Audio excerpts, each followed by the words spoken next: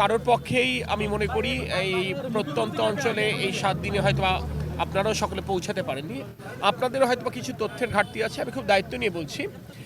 প্রথম দিন থেকে উপজেলা প্রশাসন তাদের মতো করে কাজ করছে। সরকার যখন এই ত্রাণ ব্যবস্থাপনা তদারকি করবার জন্য সমন্বয়ের দায়িত্ব দিয়ে আমাকে পাঠিয়েছে, অর্থাৎ গত পরশুদিন আমি চট্টগ্রামে এসেছি, তখন থেকে আমি জেলা প্রশাসন এবং উপজেলা প্রশাসনের সাথে কাজ করছি।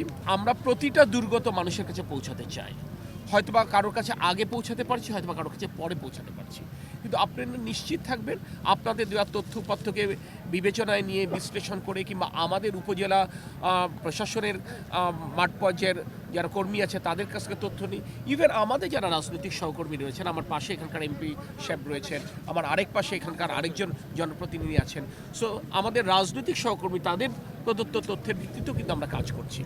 এখানে সরকার যেমন তার মতো করে কাজ করছে, ঠিক তেমনি এখানকার সংসদ সদস্য ব্যক্তিগত উদ্যোগে কাজ করছে, বিভিন্ন স্বেচ্ছাসেবী প্রতিষ্ঠানও বিভিন্নভাবেই কাজ করছে। এটা হচ্ছে বাংলাদেশ সৌন্দর্যের জায়গা। যে কোনো সংকটে আমরা কিন্তু সকলে মিলেই কিন্তু সংকট মোকাবেলা করি।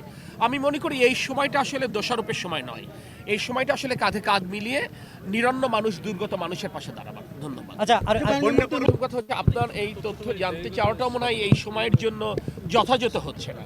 এই পানি যখন নেমে যাবে, যখন প্রতিটি জায়গায় উপজেলা প্রশাসন পৌঁছাতে পারবে কিংবা ইভেন গণমাধ্যমের বন্ধুরাও পৌঁছাতে পারবে, তখনই আসলে সঠিক তথ্যটা পৌঁছানো যাবে।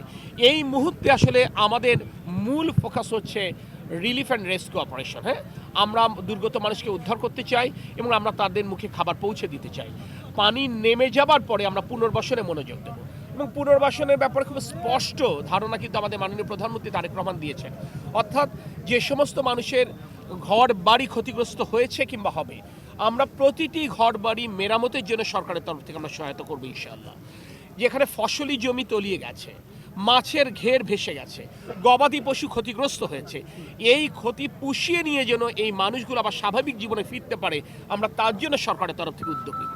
এমনকি আমরা গতকাল বিভিন্ন এনজিও যারা ক্ষুদ্র ঋণ বিতরণ করে, আমরা তাদেরকে অনুরোধ করেছি অন্তত এই সংকট বিবেচনায় তারা জন্য এই জুলাই মাসে তারা ঋণের কিস্তি তারা আদায় করাটা বন্ধ রাখে।